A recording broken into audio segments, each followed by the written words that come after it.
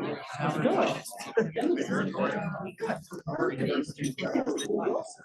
good evening. I'll give us just a moment to find our seats and then we'll get started. Well, good evening, ladies and gentlemen. It is such a delight to have a full house here for what promises to be a wonderful evening. My name is Dr. Jessica Joustra, and I serve here as the director of our Wolters Center for Christian Scholarship. And I'm so grateful that you all are joining us here today at Redeemer University for our first installment of the Wolters Center Lecture Series for the 2023-2024 academic year, our lecture in the social sciences. Welcome.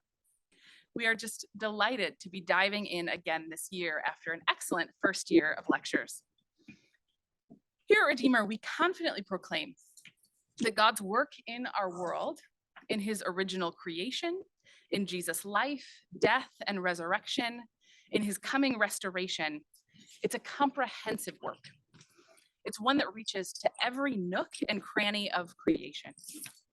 It is, to use the words of the friend and colleague of Abraham Kuyper, who we'll hear so much of today, of Herman Bavinck, it's this: the gospel is a joyful tiding, not only for the individual person, but also for humanity, for the family, for society, for the state, for art and science, for the entire cosmos, the whole groaning creation. So in our work here, including the work of these lectures, we want to excavate and explore the way that the gospel pulls us, calls us, fashions us, and directs us towards God's will and God's way in his world. So we ask questions like, what does it look like to witness to the lordship of Christ and his coming kingdom in our scholarship and in our study? How do we affirm the ongoing good in God's world while rejecting the distortions and twistings of sin? One of the gifts of the center is the thoughtful, reformed Christian scholarship that seeks to directly answer these questions in and with all of the disciplines of our university. And we are so grateful to have in-house faithful teachers and scholars who also, in this lecture series, join together with leading scholars outside of Redeemer to help us think through these central and difficult questions. So that's the work of these lectures, to drill down into particular disciplines and to unpack some of the insights that a uniquely and distinctly reformed approach to the questions and challenges of these disciplines can bring for the vexing and complicated questions of our day. So it's my privilege then to introduce you to our newest Wolters Center Fellow in the Social Sciences and Professor of Economics and Marketing, Dr. Vafa Gasatrian.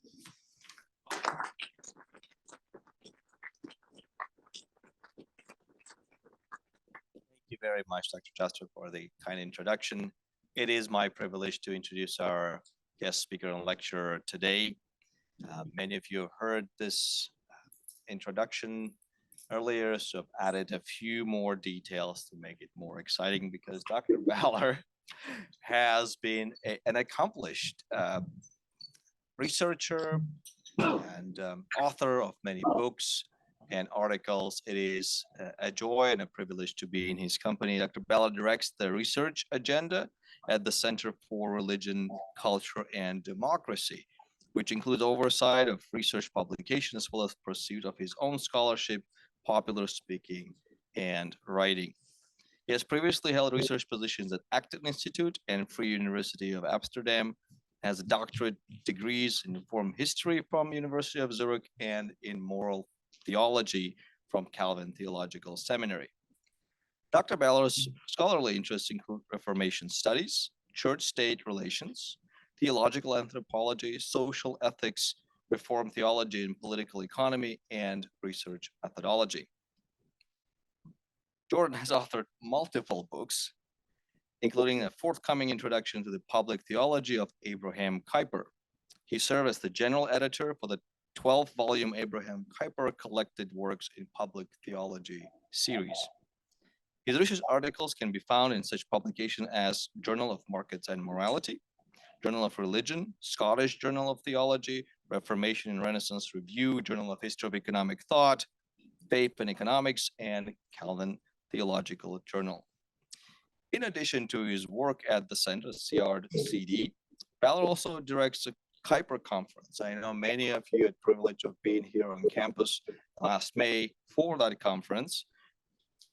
And he's also an associate director at the Junius Institute for Digital Reformation Research at Calvin Theological Seminary, as well as the Henry Institute for the Study of Christianity and Politics at Calvin University. What is it that you don't do? Tonight is a special night. The title of Jordan's lecture is Abraham Kuyper and the Economic Teaching of the Heidelberg Catechism. This lecture explores the economic teachings of the Heidelberg Catechism, a key confessional document in the Reformed tradition, through the lens of the historic Reformed commentary, particularly that of Dutch theologian and statesman Abraham Kuyper. The Catechism's teaching concerning the origin, essence, and nature of economic activity are captured in the themes of superabundance, stewardship, and Sabbath. These themes are reflected in the Catechism's explication of the fourth petition of the Lord's Prayer, give us this day our daily bread, the eighth commandment, do not steal, and the fourth commandment, remember the Sabbath day. Please join me in welcoming Dr. Ballor.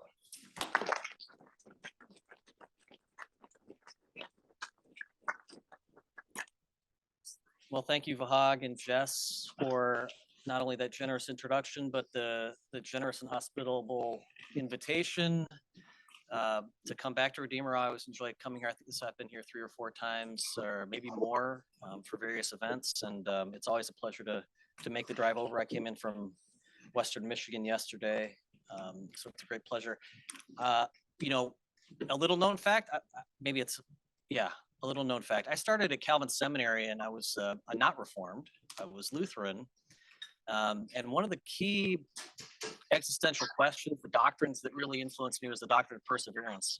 And I'm going to try to persevere all the way through the end of this lecture today and tonight and do a good job for you all. So thank you very much.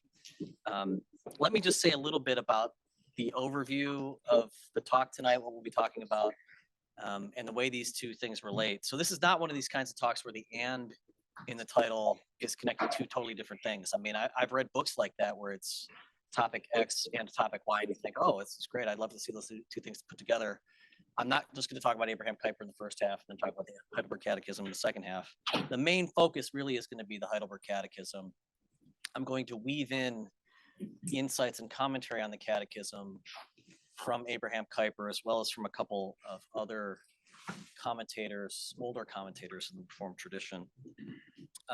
For those of joining on Zoom and in the room, I'm going to assume there's some familiarity with the Heidelberg Catechism, but I'm going to take the liberty of rehearsing a little bit of what the Catechism is, its structure, some of the themes, and give an overview of the Catechism itself before I delve into the teachings, what I argue are the economic teachings of the Catechism. We're going to be looking specifically, as Vahag said in the introduction, at 3 different Lord's Days: Lord's Day 50, 42, and 38.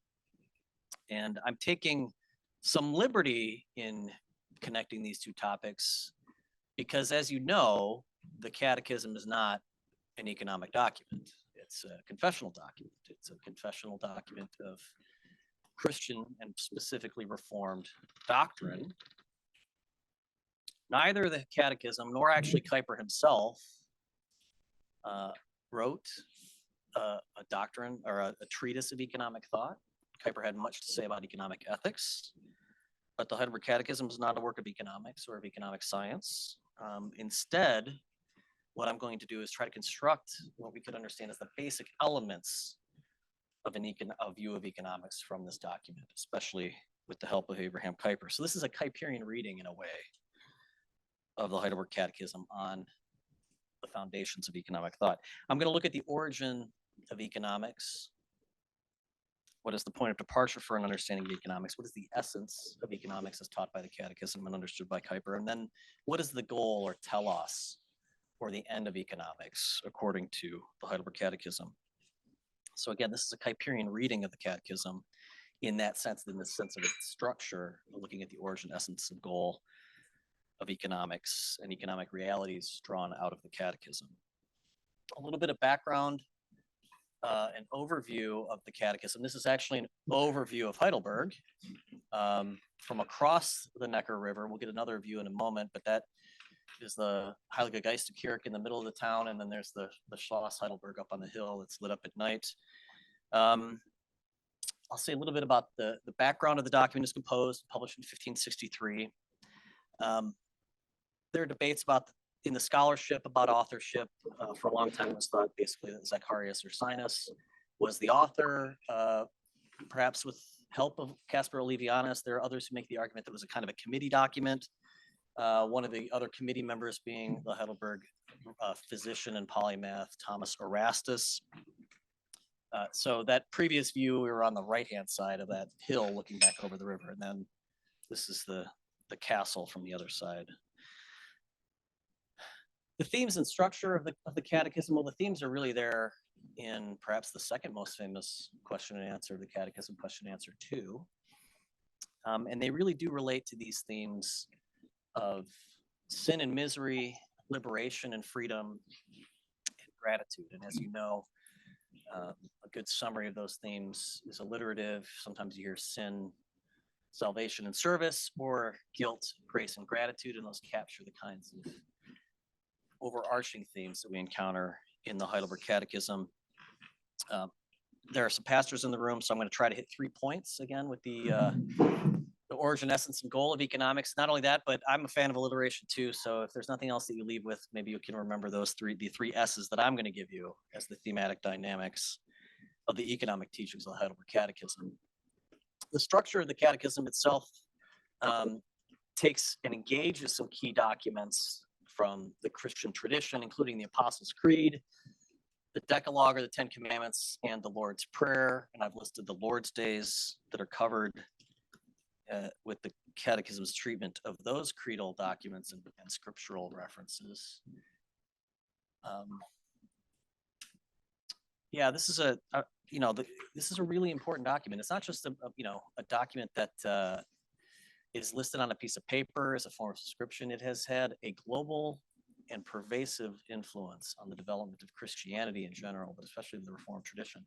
So already in the 16th century, obviously, it was written in Latin, in German. Originally, it was translated then into Dutch and English, Greek, already in the 16th century. And the church historian Philip Schaff says this about the Heidelberg Catechism, that it has the Pentecostal gift of tongues in a rare degree. It's stated that next to the Bible, the Imitation of Christ by Thomas à Kempis, and Bunyan's Pilgrim's Progress, no book has been more frequently translated, more widely circulated, and used.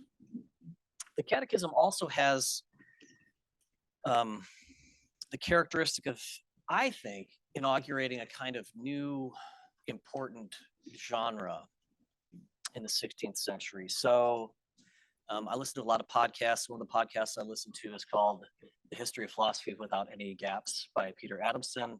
It's a great little podcast that really covers the history of philosophy. Right now, they're into the 16th century and the Renaissance era. And he had a scholar on to talk about scholasticism last week. And this scholar defined scholasticism as a method, an academic method, a method fit for the schools, but it's a method of commentary on a set of texts.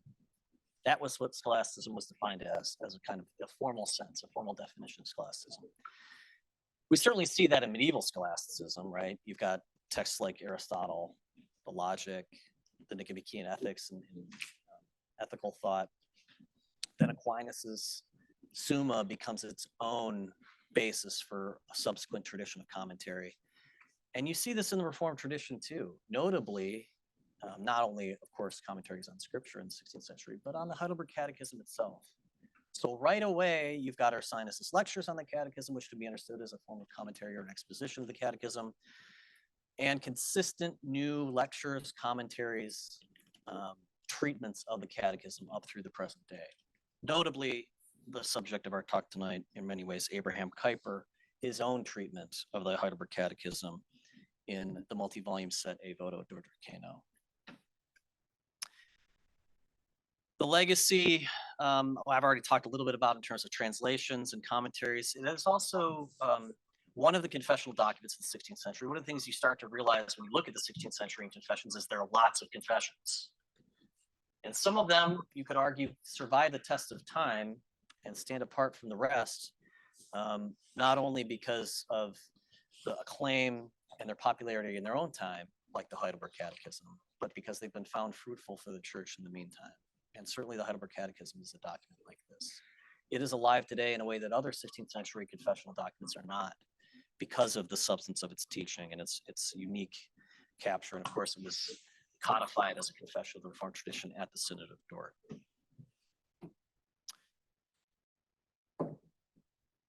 So enough of the overview or background of the Catechism itself. Let's turn now to the economic teachings of the Heidelberg Catechism. Then, even though, as I've said, the Catechism is not itself an economics textbook, it is a handbook of Christian doctrine with much to say about the fundamental categories of discipleship in economic matters.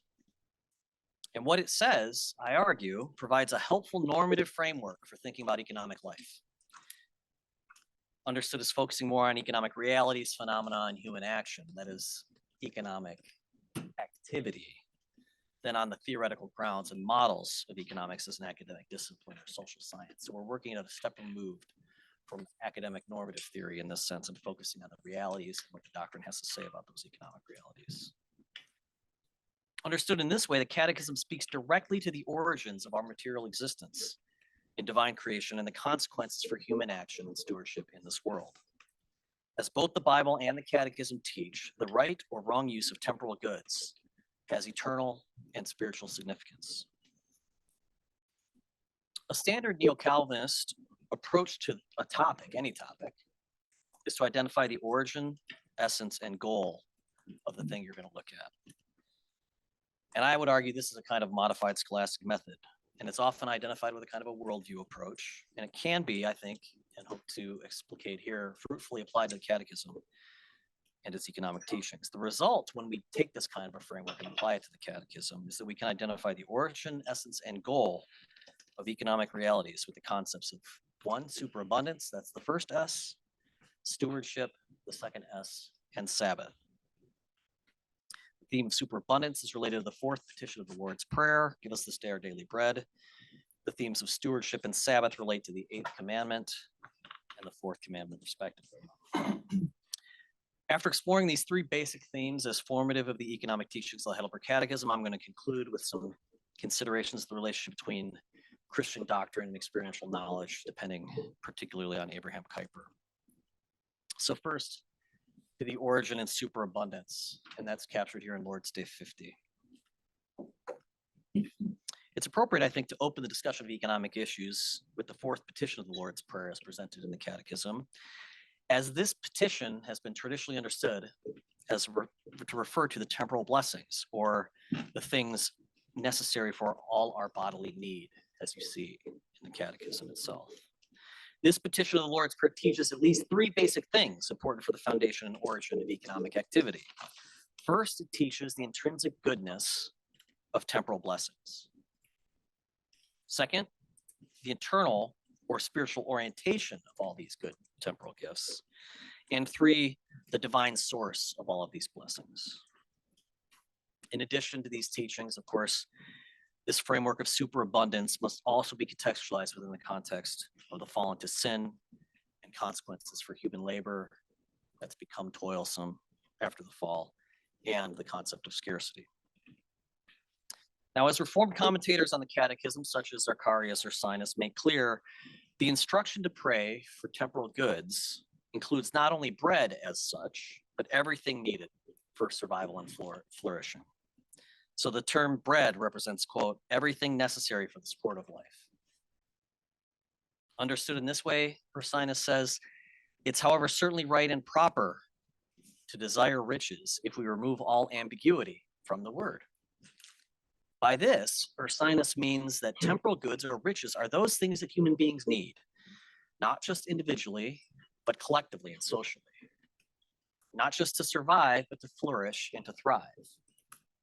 In this way, Ursinus observes that these goods are to be prayed for not only as good in themselves, but particularly as they might be put to human use as instruments for that.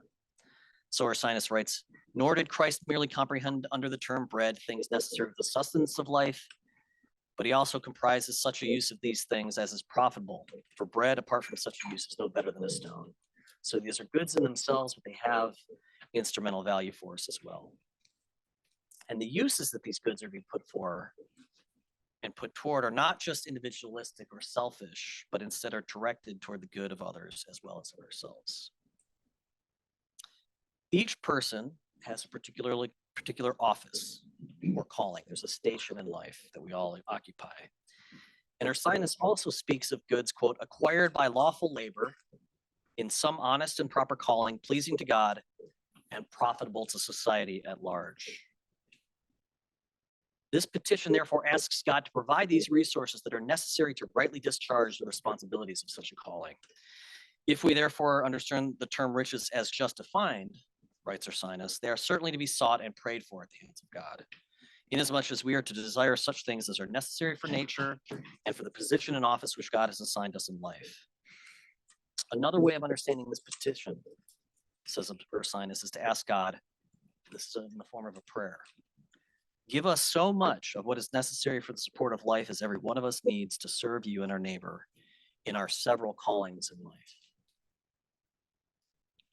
So if temporal and material blessings are understood to be goods that are conducive for human survival and flourishing, they're also be understood to be supportive for spiritual and eternal realities. Ursinus writes, in this fourth petition, we're taught to pray for temporal blessings, and he explains its placement in the middle of the Lord's Prayer as a way of relating temporal to spiritual or eternal goods. Christ, having regard to our infirmities, writes Ursinus, placed this fourth petition respecting our daily bread, as it were, in the middle of the prayer which he prescribed, that we might both commence and end our prayers with petitions for spiritual blessings as being most important. So in this case, the petition for bread is in the middle of the sandwich, spiritual, material, spiritual. This relationship between material and spiritual realities as taught in the Lord's Prayer underscores the broader dynamic between created nature and special grace. As Kuyper writes, you must first live before you can live for God. Your life as a human being on earth depends, after all, on God's providing you with your bread and everything that represents. In this way, we are to regard temporal goods as truly good and necessary, understood within the context of and oriented to the greater good of spiritual and eternal blessings. Kuyper notes in this way that the Lord's Prayer provides a model for all human prayer. And this is true also with respect to the relationship between material and spiritual needs. Thus, Kuyper says, when the prayer now turns to ourselves, all prayer must take our physical needs as its point of departure. This is not in order to stay there, he says. This petition is followed by two petitions concerning our spiritual needs, but to start there, because of our bodily incarnated nature, we start first with a petition concerning our material needs. The central teaching of this petition of the Heidelberg Catechism comes in the phrase which appears in the answer acknowledging God as the only fountain of all good. This phrase connects the Catechism's answer with the long Christian tradition, confessing God to be, in the Latin, the fons omnium bonorum. The image here is of a source or a fountain, if we think about water, the font, and the goodness of God that overflows to creation. All good things that exist come from God and continue to exist on the basis of his beneficent grace. Understood as the source of everything good, the blessings humans experience can be well understood to come from God's superabundance, the overflow of his grace. God is, as another commentator on the Catechism, Jeremias Bastingius, describes, God is the one who so abounds in all store of good things that he is content with himself, has sufficient for himself, so that whosoever has him can want nothing besides, as possessing the very fountain of all good things. For Kuyper, God as the fountain of all good things is, quote, the profound thought that underlies this fourth petition. Acknowledging God as the divine source of all good gifts has consequences for our Christian understanding of providence. As Ursinus puts it, God desires that this praise should be given to him inasmuch as he is the source of all good things, and that we may not suppose these things to come by mere chance. The temporal blessings that we receive from God according to his providential care. If God's superabundance is the source of all of our blessings, including temporal goods, then the means and purposes of his distribution are also significant. A primary image for God's role in provision is that of an owner of an estate or of a house. Thus, Ursinus says, God as a householder distributes to everyone his own portion, or that which we deserve at his hands. So if we take bread, for example, the good mentioned explicitly in his petition, we have record of God providing bread in two basic ways. First, God can provide bread immediately and miraculously. In the case of manna in the wilderness, in the case of the ravens bringing food to Elijah, in the case of Jesus feeding the crowds. Kuyper specifically invokes the Exodus narrative to illustrate this possibility. He says, the history of manna in the wilderness teaches without a doubt that God lacks neither the power nor the capability to feed an entire nation on a barren expanse of sand. But we have to admit and observe that this is a special and unusual means of provision. This is not normally how we get bread. The second, more common way of provision is by the divine gift, an abundant and fertile world with which humans are able to grow and produce the materials necessary for making, giving, selling, and consuming bread. God deigns to use human beings as the regular means for the provision of temporal goods, the ones that we all need to survive and to thrive. Kuyper contrasts these two methods. He says, God can feed us in the usual way, but also in an unusual way. He can feed us through the common means, which he chooses as the vehicle of his divine power, or without those common means. God does this by letting his divine power work apart from any means or through uncommon means by a miracle. Now for Kuyper, the common means of provision are latent within the created order and are discovered by human activity. Kuyper thus likens the means of farming grain and breaking bread to divine laws or ordinances. Thus he writes, the ordinary means are neither our invention nor our fabrication. They are ordinances of God instituted at the time of creation and for the sake of creation. And even where the means underwent some modification as the consequence of fall into sin, like nourishment, since the fruits of paradise were replaced after the fall by bread, the means of nourishment are and remain his divine ordinance. Elsewhere, Kuyper discusses the regular human means of production on the basis of God's created order and writes, here he's writing of the first farmer, that God gave him the soil, a head to think with, hands to work with, and besides these, a basic hunger. God stimulated him by means of these drives. God taught him to think about things, and thus he had to try things. First one thing, and when that did not work, something else, until finally one person found this, and the other found that, and with the results confirming that this was the right solution, because one of them worked. Subsequently, the one imitated the other, and it was passed on from father to son, and in this way, agriculture expanded. It's very tempting for us to focus on the proximate means of the production of human goods and services, and to neglect to appreciate the divine origin of all good gifts. Of this danger, Kuyper writes, quote, the knowledgeable person knows quite well that all power in the created thing is only derivative power, and that all this ability is only derivative ability, the source and wellspring of which lies in God and God alone. He is the Almighty, which means that neither in heaven nor on earth any power exists or works other than that power that was in God and came to us from him, overflowing in his superabundance. The consequence of God's superabundant provision of the material and the means for meeting human temporal needs is that there is a corresponding human responsibility to put these means and instruments to proper use. Ursinus, Vestingius, and Kuyper all invoke the concept of stewardship in this regard and in relationship to this petition. Ursinus writes, we should regard ourselves as stewards of God, who has committed these riches to our charge for the purpose of being properly expended, and has imposed on us the duty of administering them so as to promote his glory, and that we shall at some time be required to render an account to God for our stewardship and administration. Vestingius contends that in this petition, God, quote, meant to put to us in mind to love our neighbor For therefore it is called our bread, that we should not eat it alone, but distribute it to the poor as being appointed God's stewards, that is, dispensers of his bread. Kuyper observes that God's purpose for his people in this petition of the Lord's Prayer is that after such a prayer, they may perhaps have a better sense of their calling to be stewards of their possessions on God's behalf. They may also then, he says, be more willing than they might otherwise have been to stretch out their hand as servants of God in distributing daily bread to those who have no bread.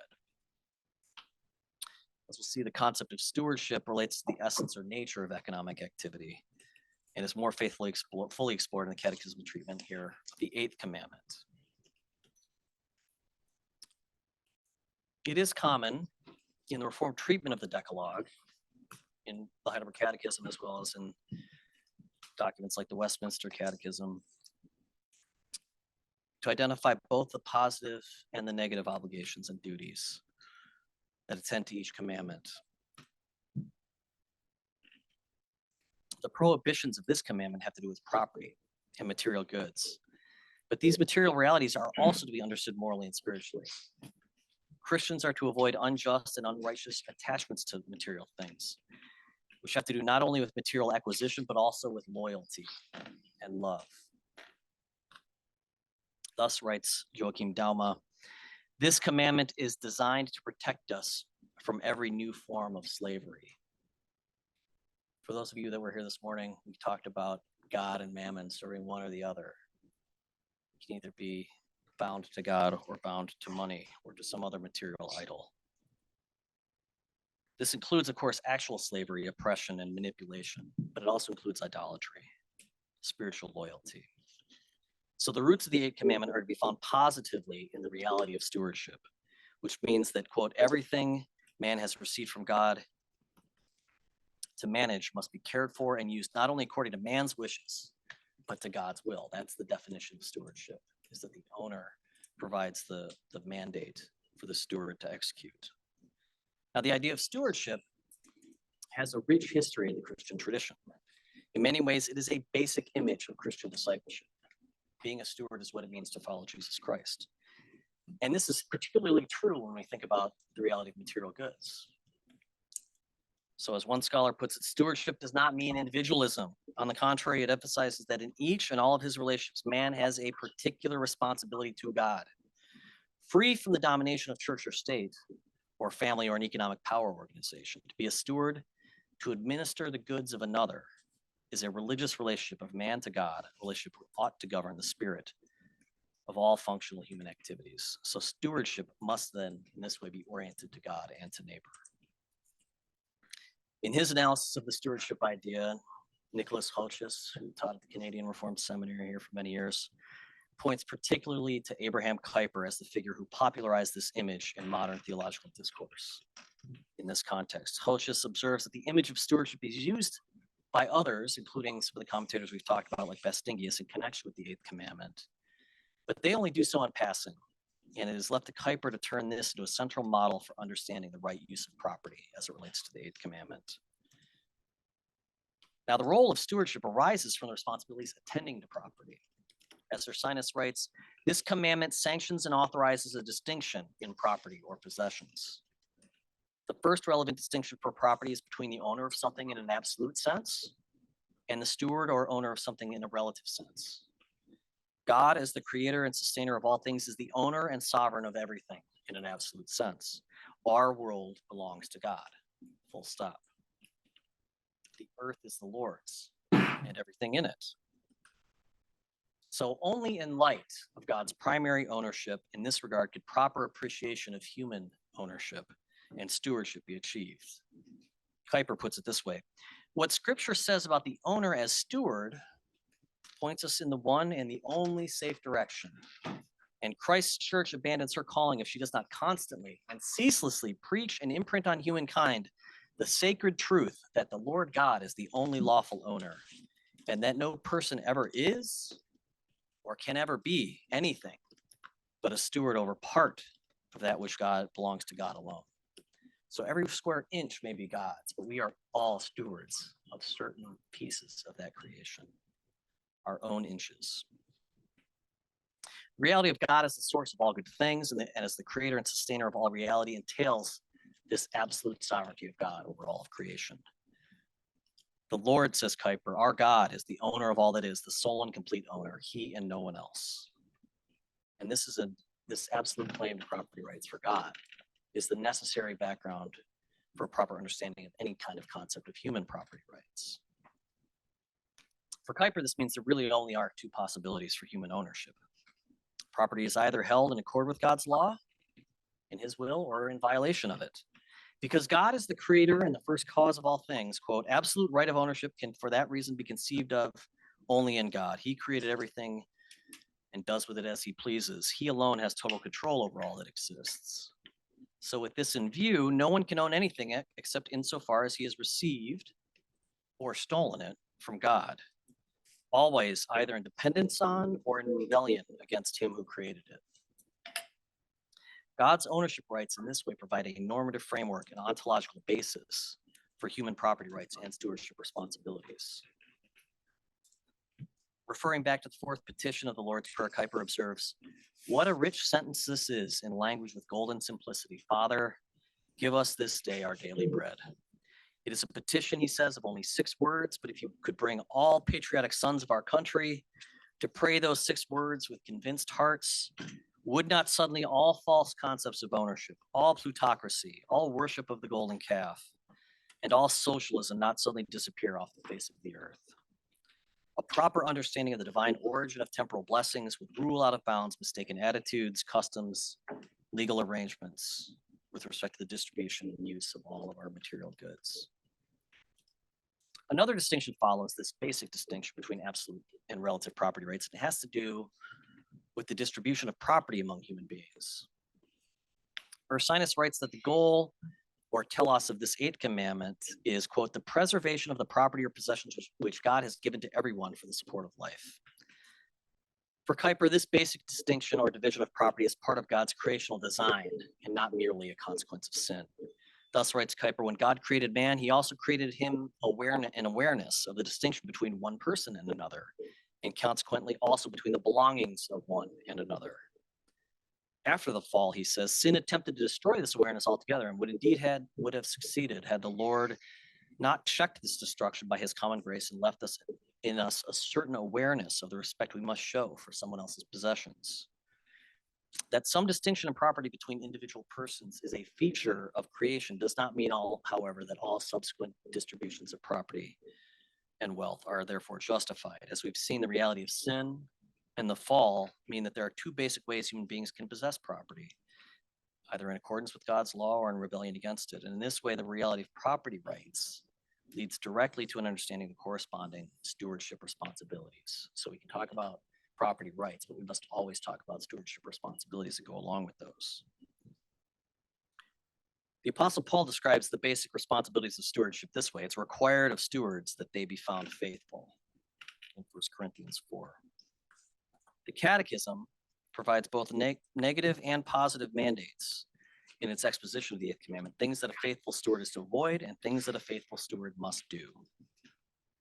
Stewardship, as we've seen, is an individual and a personal matter, as well as having a social dimension. People are placed in different contexts, different circumstances. They have different responsibilities depending on their calling and station in life. We all have different roles in different times and places. Therefore, the temporal blessings that each one of us need to fulfill our stewardship responsibilities are different too. For Kuyper, the divine orientation of the stewardship calling is definitive. The social order regulates the relationship between human beings and God and between human beings and the created order. But as Kuyper puts it, whether you think of the object or of the person, you must always take your point of departure in the Lord our God, because both object and person exist only by his grace. He created both the object and the person. This means that there is a real, truly transcendent and objective divine standard for executing stewardship responsibilities. As Kuyper puts it, the parties whose right of ownership you seek to regulate are not also free to act as they wish, but in regulation of ownership, both are bound to submit themselves in obedience to God. Stewardship responsibilities are a corollary of relative property rights. Thus writes Kuyper, all your belongings are immediately placed under a higher rule, are subject to a moral order, and are made not to elevate you in your pride, but to raise your responsibility before God. Human beings are therefore never, ever free to do just as they might wish with their possessions or indeed with any part of the created order. This is true for inanimate objects, for land, for animals, as well as our relationships, however we conceive of those with human beings. Nothing in this world is simply value free or outside the mandate of God's moral order. Nothing exists by virtue of a power residing within it, says Kuyper, but every single object is maintained by the Lord's omnipresent power. God therefore has a purpose for everything, and all of creation is called to act and exist in harmony with that purpose. Indeed, the responsibility of human stewardship is only one aspect of any particular element of the created order. Kuyper outlines four basic relationships that define all created things. First, he says the thing is related to itself because it's handled in accordance with the nature God has established in it. So everything has a created nature. Elsewhere, he refers to this as a thought, a divine thought, some idea that God has manifested in nature, in creation. So everything that's created has a nature that God has given to it and which must be respected. Second, each good, quote, is related to God who created and maintains it and who is its absolute sovereign. It continues to exist by his will and by his power. Third, the thing is related to its temporal stewards as God has appointed over it. And finally, it's related to our fellow creatures, that is to our neighbors, to all the stakeholders, to our community, our society, and even our country as a whole. So while each person's specific stewardship responsibilities will differ to some extent depending on the nature of their callings, each temporal steward is bound to respect these four relationships and to manage the goods they've been entrusted with in light of these diverse realities. Everything can be a spiritual calling, Kuyper says, and this is true when stewardship responsibilities are exercised within this framework of the divinely created, ordered, and sustained reality. This includes, as we're going to see when we look at the eternal Sabbath, pursuing temporal stewardship in light of that eternity.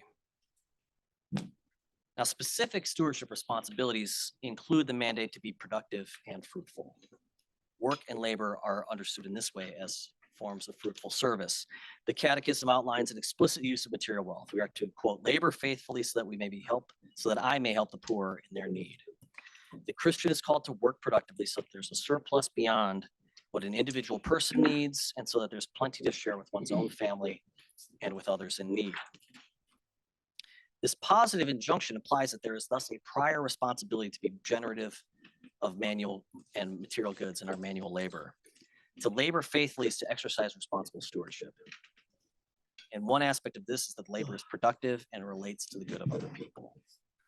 Out of this generative and fruitful work, there is enough to fulfill the appropriate needs and requirements of each person in our own calling and in our own intimate communities, but also for the care and the maintenance, the preservation and advancement of the needs of others and other institutions, including the government and the church. The stewardship responsibility to labor faithfully can be seen as a mandate for humans to exercise their creativity in response to the realities of divine superabundance and God's own prior creative activity. For Kuyper, this is the basic dynamic of human responsiveness to God's act of creative grace. Human causality operates as a derivative and a responsive reality on the basis of what God has already done and what that action makes possible. All human learning and advancement are only realizable because of the latent possibilities that God has embedded in creation. Thus, writes Kuyper, we may simply conclude that knowledge and learning are nothing but discovering and learning the mystery of the means of common grace that God has ordained and appointed for us.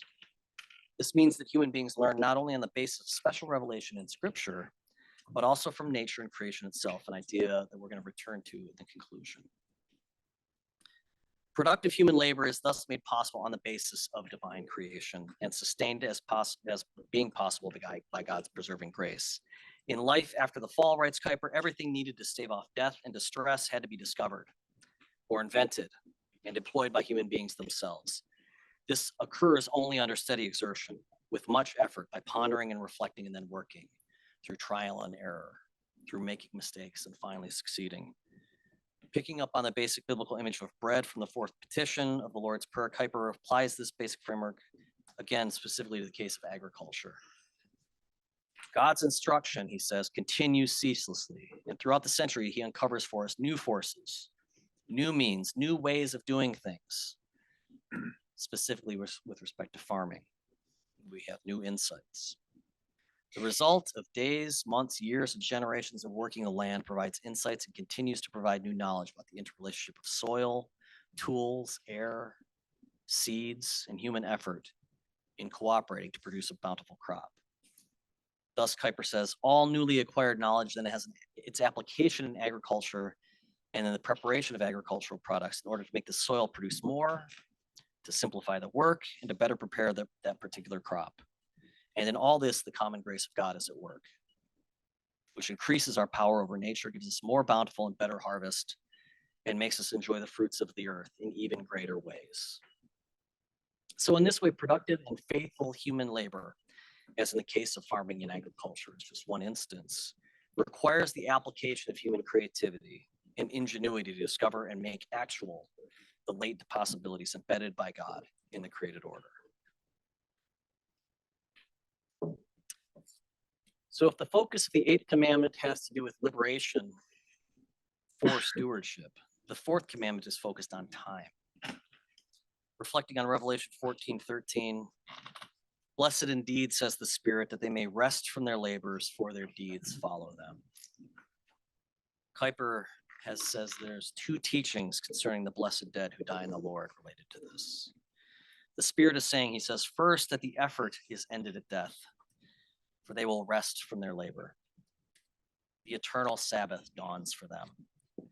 And second, their work, that is the fruit of their labor, the profit obtained, does not remain behind, but goes with them and follows them. In this way, Kuyper introduces this key dynamic relating human work in time to the Sabbath in eternity. Sabbath is indeed the end or goal of the temporal work of this age. Out of God's superabundance, we are given a task of stewardship, which is to be directed to God's everlasting Sabbath. Our daily work ends in this life, ends in a real sense in restful observance of the weekly Sabbath. It's a rhythm that's ingrained in creation itself, but it's also a type or an image of what is to come in the consummation of creation. The everlasting Sabbath, which we begin to manifest in this life, will be the end or telos of our temporal stewardship in the consummation of the age to come. For Kuyper, the key principle of the fourth commandment comes in its connection to the account of creation and God's resting on the seventh day himself. As Kuyper puts it, this deepest life principle lies in this, that you as a human being are created in the image of God, and for that reason, the nature of the divine life must be the rule for your human life. There are two elements of this imitation of God that is ingrained in human nature that are of special significance for the Sabbath as the end or goal of economic activity.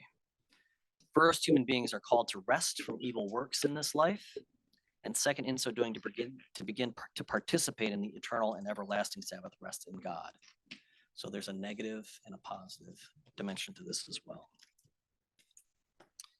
So on Ursinus' understanding, the prohibition against work on the Sabbath is not to be understood as absolute, in the sense that all work is forbidden, full stop. Rather, writes Ursinus, when God forbids us to work on the Sabbath day, he does not forbid every kind of work, but only such works as are servile, such as hinder the worship of God and design and use of the ministry of the church.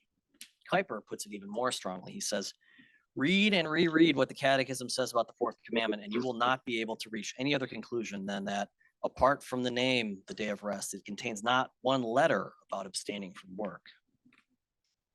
Instead, what's prohibited is the work that distracts us from God, that which is intrinsically sinful, certainly, or any aspect of work that remains tainted by imperfection and sin in this life. This means, as Bastingius puts it, the Lord's command to rest from labor is in this sense a recognition that human beings are by nature corrupt and prone to all vice.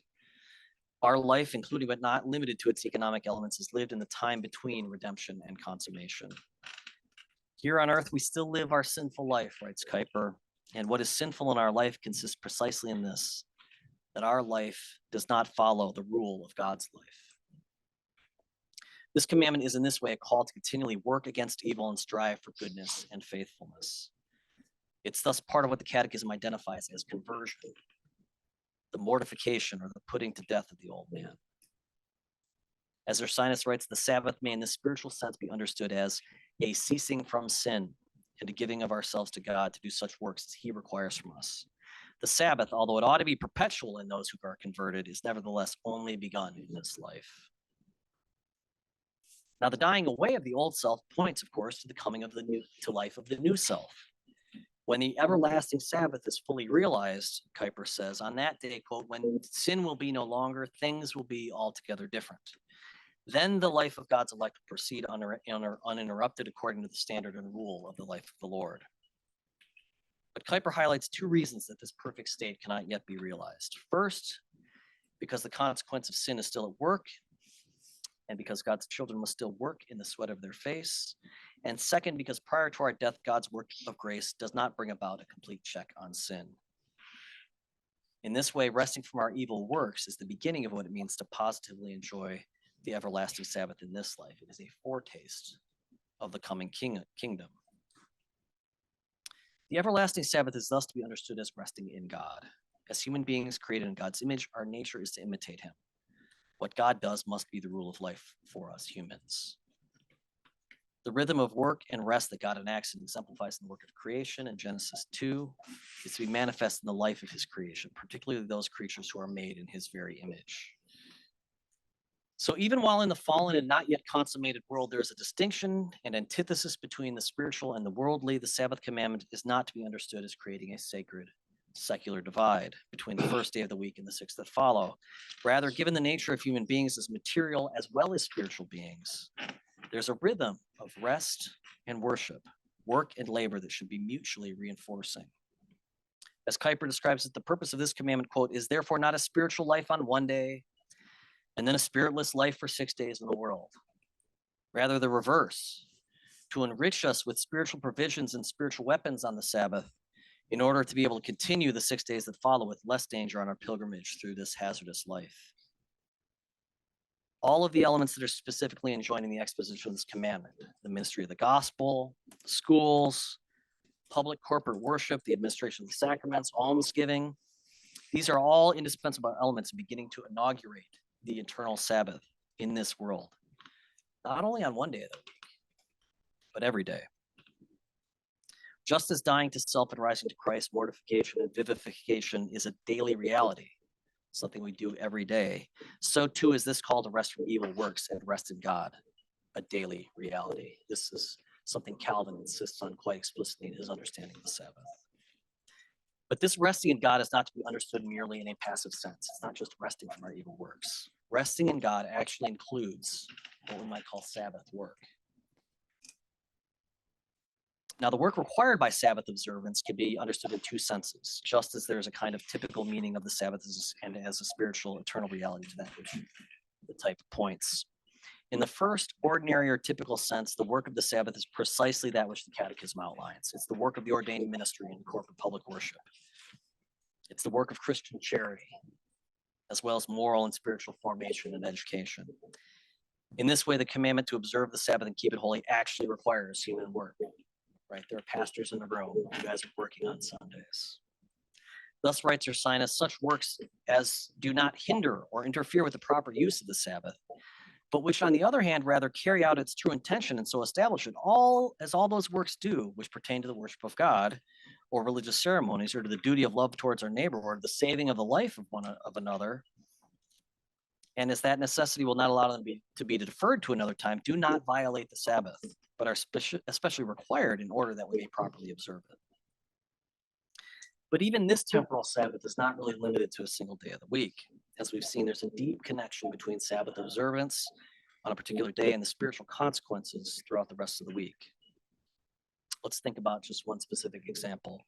Proper Sabbath observance, that the Catechism teaches us, requires the giving of alms and the practices of Christian charity. And as we've seen, the proper exercise of Christian stewardship enjoined in the Eighth Commandment requires, among other things, productive labor and the creation of wealth so that there might be goods to share with the poor.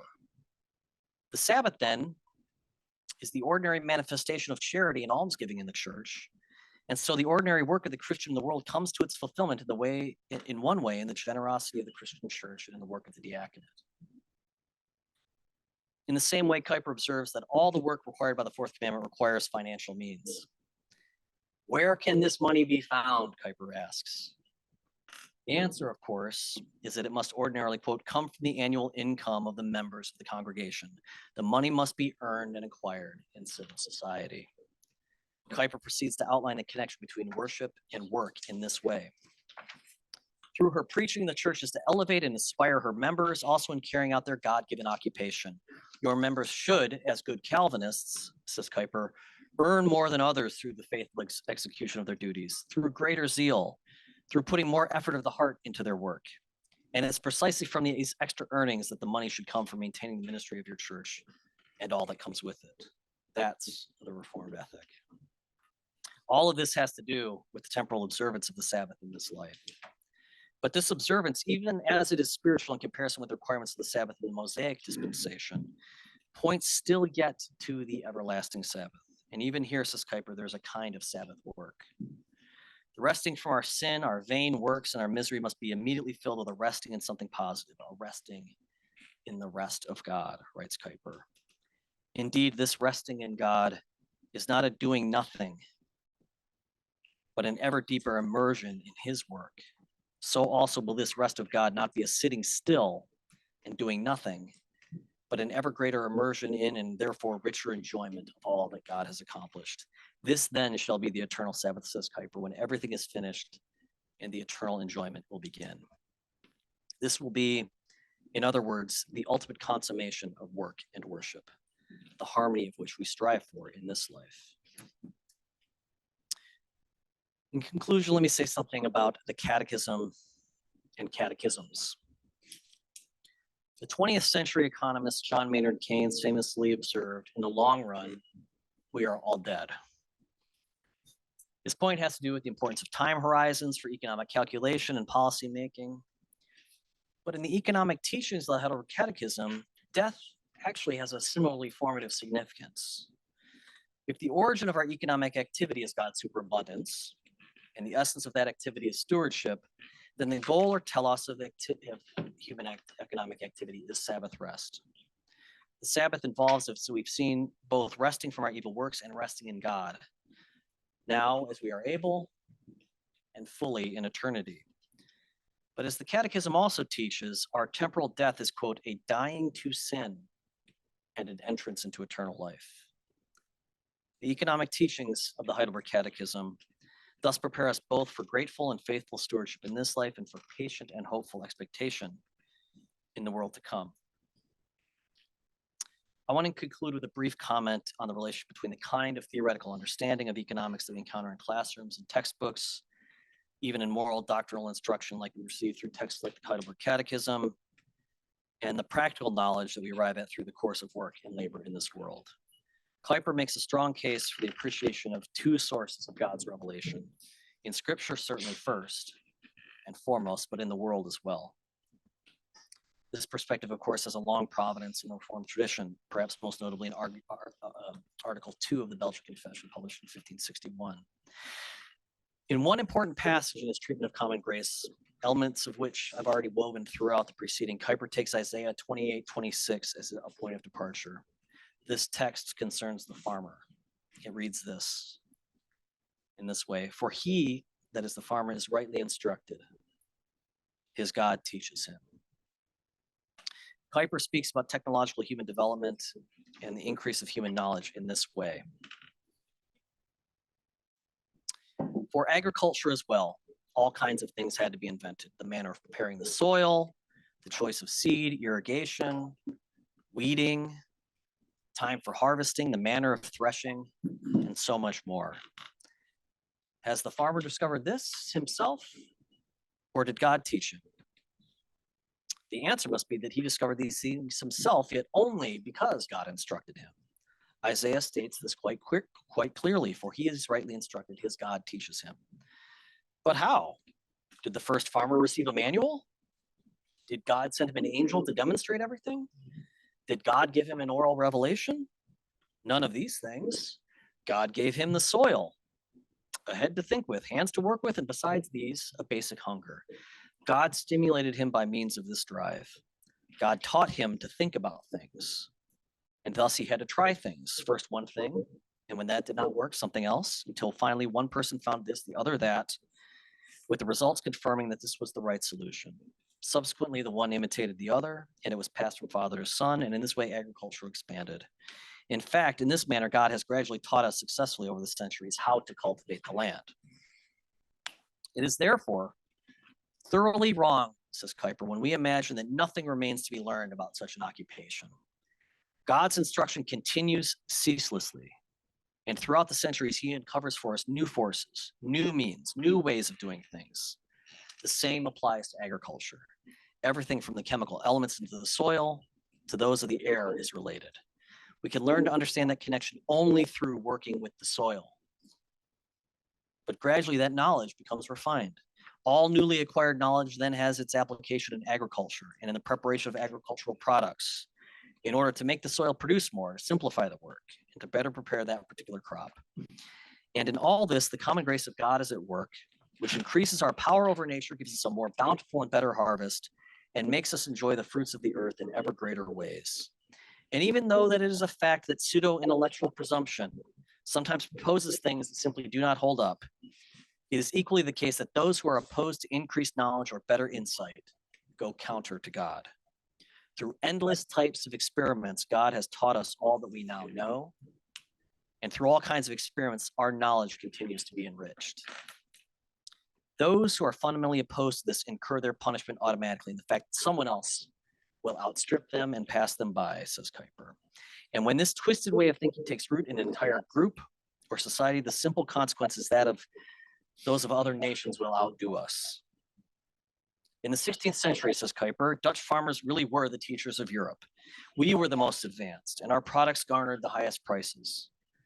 And when something of the spirit of our forefathers once again awakens among us, it will also necessarily manifest itself also in this way, that we allow ourselves to be instructed in more and better ways by our God. Not only in the Heidelberg Catechism, but also in the Catechism of Agriculture, in the Catechism of Industry, in the Catechism of Commerce. For it is obvious that everything we have said about farming on the basis of Isaiah 28 is just as applicable to all the rest of human endeavor. So with that, let me conclude simply by saying that the economic teachings of the Heidelberg Catechism point us not only towards faithfulness in our stewardship of all our earthly goods and blessings, and not only towards learning more about the nature of the created order and its proper use, but ultimately towards God himself. In the words of the Belgian Confession, all creatures great and small are as letters to make us ponder the invisible things of God. Thank you.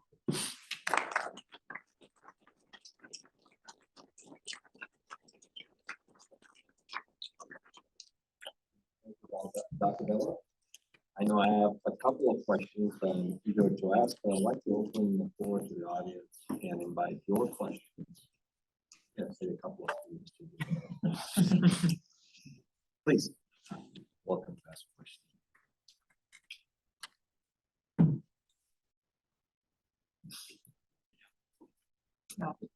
So I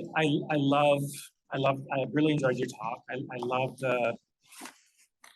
this beautiful aspirational model of economics that links the production of goods and the responsibility of stewardship. And then I find myself thinking of our current systems where there's a responsibility of a producer to steward how they produce. There's a responsibility of consumers to purchase things that were done in an ethical and proper. We have no clue. Like our systems make that impossible. So how in this day and age can we possibly come closer to what you're saying? Yeah.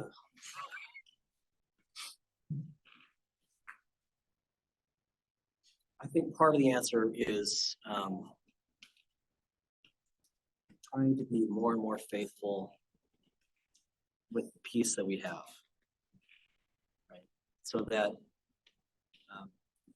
in an ideal sense, if everyone were faithful in that little piece, then everything would be great. Right? Sure. So I think it definitely starts with each one of us in our consumption patterns, our habits, and becoming more educated. Certainly understanding that nothing we do is value free, that all is morally freighted in this way.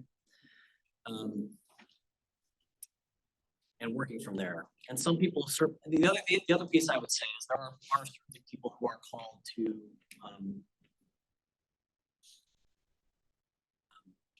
examine theoretically and look more structurally at the systems, right? So yes, it's true that our distributional chains and our value creation chains and all those sorts of things, or supply chains are much more complicated and complex and involve many more people.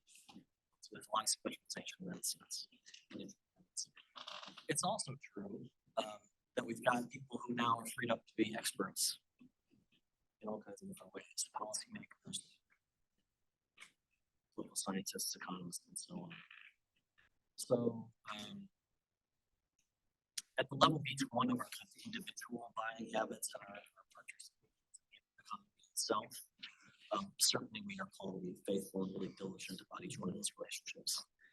But I do think we have learned something about, and there's much more to discover, of course, is what Kuyper said about agriculture, applies to manufacturing, and it applies to political science and political theory and economics and all of these other areas too.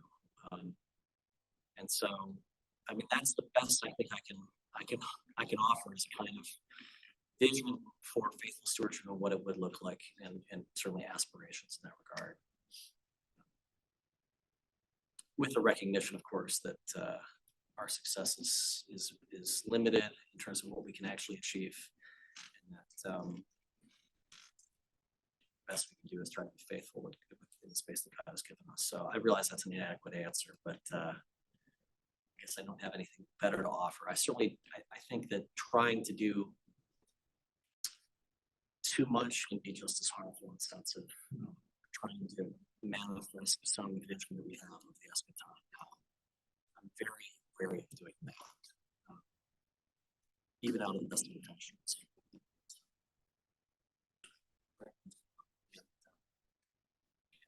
That's the best answer. Sorry.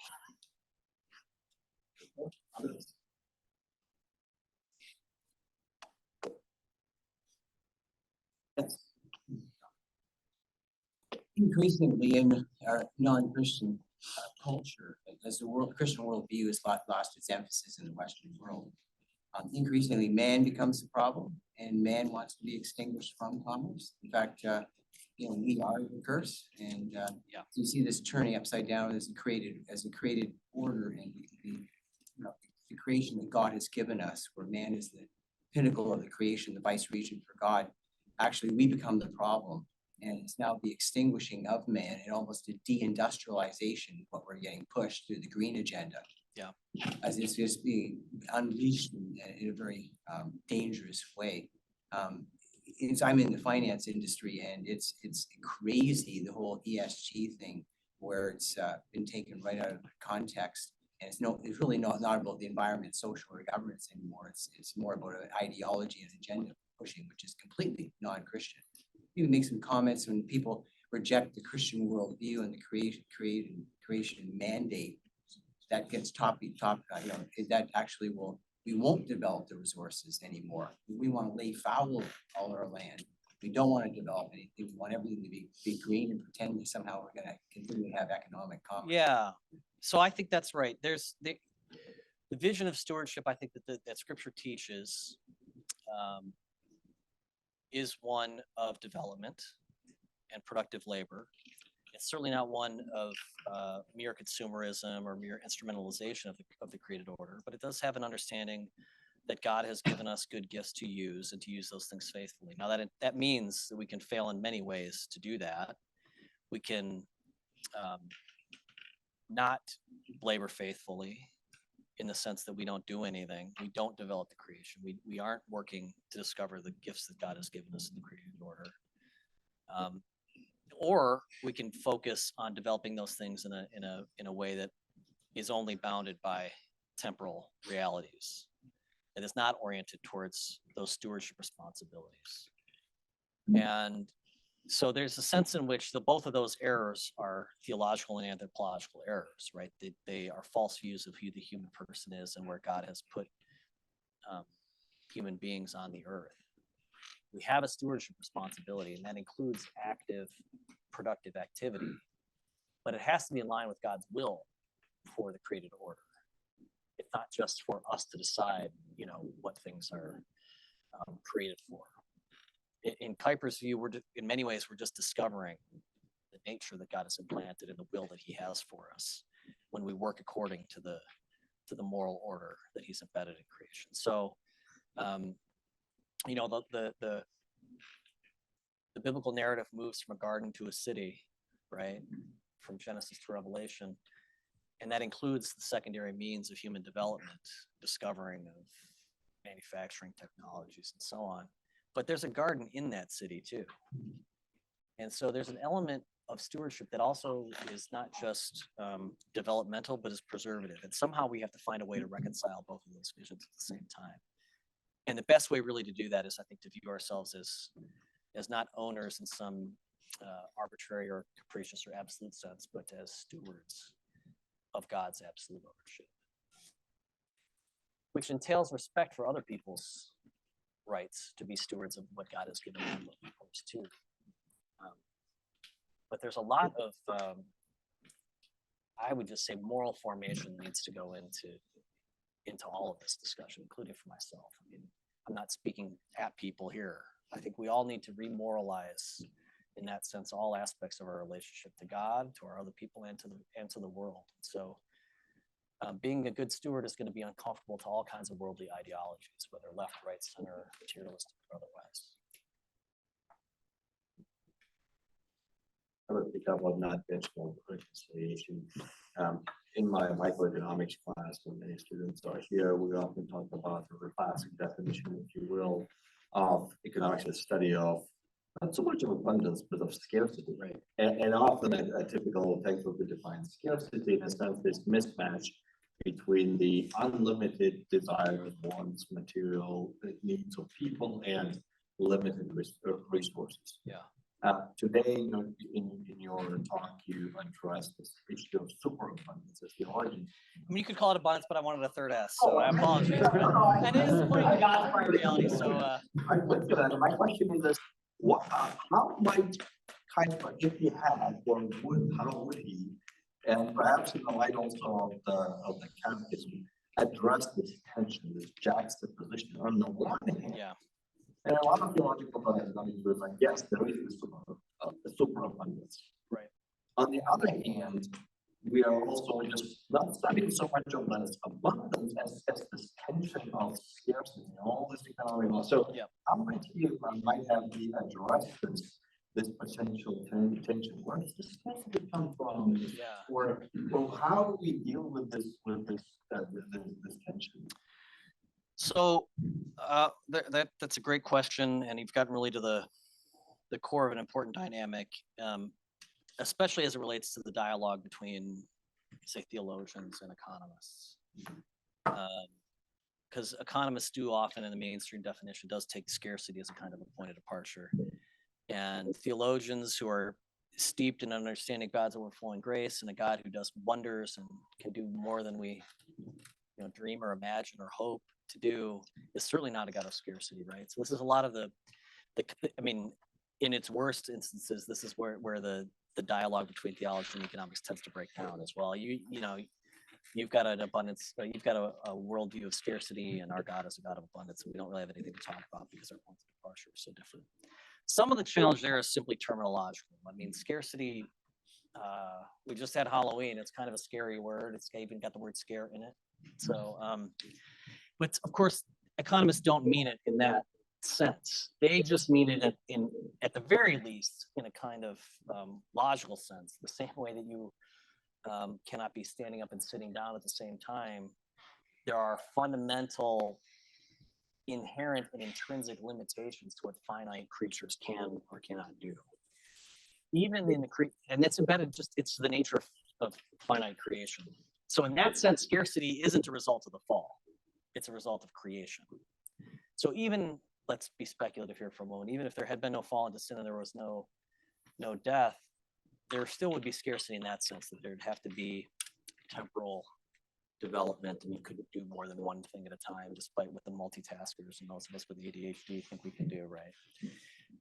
There is scarcity in that kind of fundamental sense, which already introduces the idea of opportunity costs and these sorts of economic concepts. And at its fundamental level, that's really, I think, all that economists mean.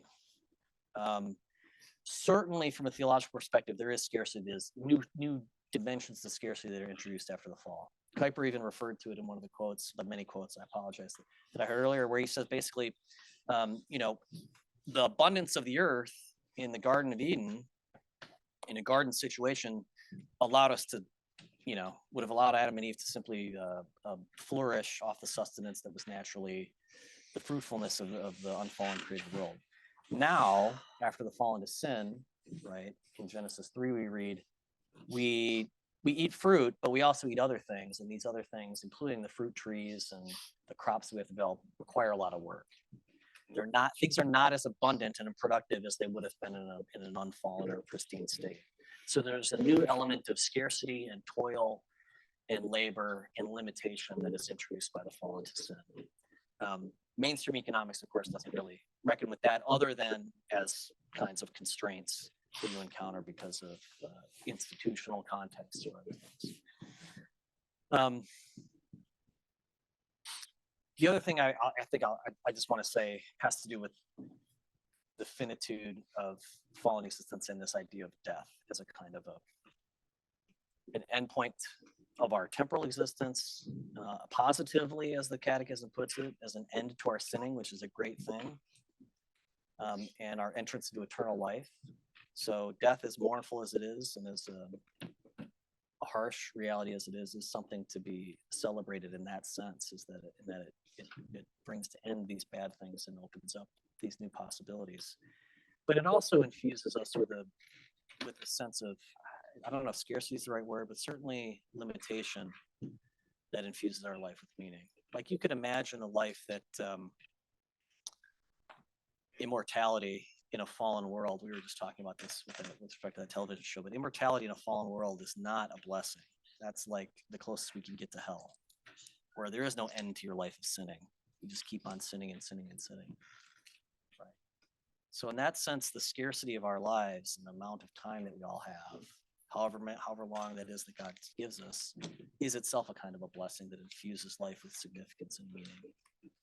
So there's a lot to be done on the theoretical level, in terms of just dialogue between theologians and economists, and being careful about the way the technical terminology is used in one field and not used in the other, and not importing, the kinds of connotations or value laden understandings we have of certain terms into a field where it's not appropriate, or that's not really what they mean. There's a lot of talking past each other. So there's just a kind of a basic education I think we need to continue to pursue about the technical ways that disciplines talk. And then once we are finally in agreement and can get beyond these kind of verbal disagreements, then there might be something really to think about in terms of what are we aiming for? Because similarly, theologians, Christians, ministry, people in ministry, people who've got some kind of a theological background, tend to focus on not only the ideas of abundance and God's superabundance, but on this eschatological vision of the way things ought to be when the lion and the lamb are laying down together. We will make war no more, and all these kinds of images we get of the day of the Lord. And that really is the eschatological standard of justice, and that's true shalom. But depending on your eschatology, that's more or less achievable in this world. And economists the economic worldview tends to not focus on some ideal, right? It tends to focus on alternative uses and making judgments about the relative benefits of one policy or option relative to another, and incremental improvements at best. So there's another way in which that disconnect between scarcity and abundance gets translated in kind of incrementalist versus an ideal approach to things. And all of that, I think, needs to be reckoned with when we're talking about bringing theology and economics together. I think that's a very, very insightful answer. We have time for a couple more questions. Yes, go ahead, sir. You talked a lot about creativity and in farming, and it's easy to feel really good about increased production, more food. Not too many people would argue about that. Yeah. But when you think about industry and commerce, a lot of times that creativity is to develop things we don't need. Many of us have an iPhone, $1,000. It's more phone than we need. Yeah. Spending it on that instead of giving to the poor. So does it still work? Does that philosophy still work? Thinking about, constant increase, innovation, creativity. Does the end have the same ends that we actually desire, or the reverse? Yeah, so, right, I agree. It's easier to make a case for something that is, what would I call a necessity? As much as I think it's important to do anything about the function of what life is and early doctrines. The downstream effects of that, the fact that we can all have, yeah, it may cost $1,000, but it exists, and it doesn't cost $1 million. Right. Do I need the iPhone in some kind of random sense? No. And all of those are questions that we also should be asking ourselves more often. Like, is this something I really need? Well, almost always no, you don't need it. Is it something that's permissible for me to buy, to consume, to patronize, to approach this world? And those are really legitimate important questions that we need to be asking more. I'm not inclined to come and make pronouncements about the way those questions ought to be adjudicated, certainly in any particular situation. But I am in total agreement that we need to cultivate the habits of asking those kinds of questions more, and cultivating the virtues of that discernment, and essentially being prudent, and not in just some narrow, rational, economic, maximizing kind of way, but prudent and godly understanding of wisdom. So that might mean that you don't have the latest iPhone all the time. One piece I'll just add, and I realize it's an inadequate answer already, but just piece I'll add is you see it at some of the, even in the 16th century, Ursinus is talking about this, certainly it's in Kuyper, it's in Catholic social teaching, this idea that there are certain kinds of goods that are appropriate to certain kinds of stations in life. Like, there's an acknowledgement that not everybody has to live the same way. Part of that's related to this diversity of callings idea, which I was trying to introduce too. We're not all called to do the same things, and so God doesn't need to give us all the same things. That's really not, it should not obviously be an excuse to, like, well, God's called me to be an Instagram influencer, so I have to have all the news. Instagram influencer or whatever. Like, it's not an excuse. But it does mean that all consumption patterns are to be the same for every person. And then there's also the kind of sense of the importance of that everyone, and I think by that he really means certainly equal access to all the sustained goods that don't need from shelter, that kind of stuff. But there's also a sense to having with the language, something like having a respected position in a society such that it's appropriate to basic communication. And that changes over time, right? Like, what it means to have this. It may not mean that we all need the newest car, right? But maybe we need to have access to the transportation. It could have meant that when there was no such thing as buses. So that's all part of this discourse, and it's legitimate to point to not just like, okay, well, once everybody's got their X amount of dollars a day, it's not starve to them.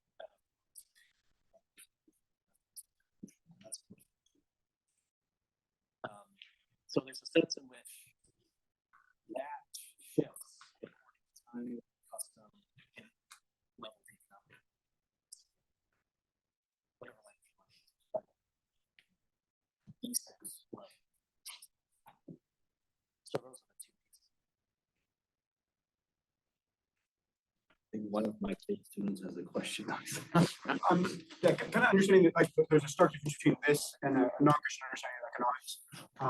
And so kind of on an evangelistic note, how can you use this teaching to, if at all, to really reach people, particularly with outside academic circles as well? Yeah, that's a great question. I mean, I hope that the more we kind of understand a responsible Christian vision for economics, the better stewards we will be, and in some way we will flourish on the basis of that, because we're living in accordance with God's design and being good stewards. And I mean, there's a way in which that is kind of a signal of itself. I mean, there's arguments to be made. There's lots of important conversations, of course, to be had on why economists and theologians who embrace this kind of Christian view of responsible scriptural view engage with mainstream and secular economic thought. There's to be learned from them as well. And, but the more I think about the challenges of discipleship and evangelism in this world now, and certain kind of cultural life we have in Canada and the West, the more I think about the injunction from Peter who says, live really good lives among the pagans so that they have to glorify God. And so it's important to make moral judgments, to make academic kinds of arguments, to tell stories. I think this is a better story of reality, so you can frame it that way. But also, they will know you by your love, and if you love God and love neighbors in a really effective way, that's going to be quite attractive to people, more than the kinds of words you say. That's going to have a lot to show. So, and as people are searching around for meaning and significance in the created order in a disordered way, and finding that it's all vanity,